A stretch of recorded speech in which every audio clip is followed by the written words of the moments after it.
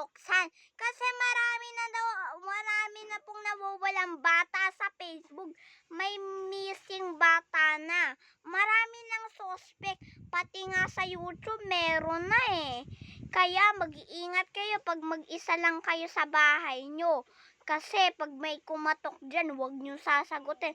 Silipin nyo muna sa bintana.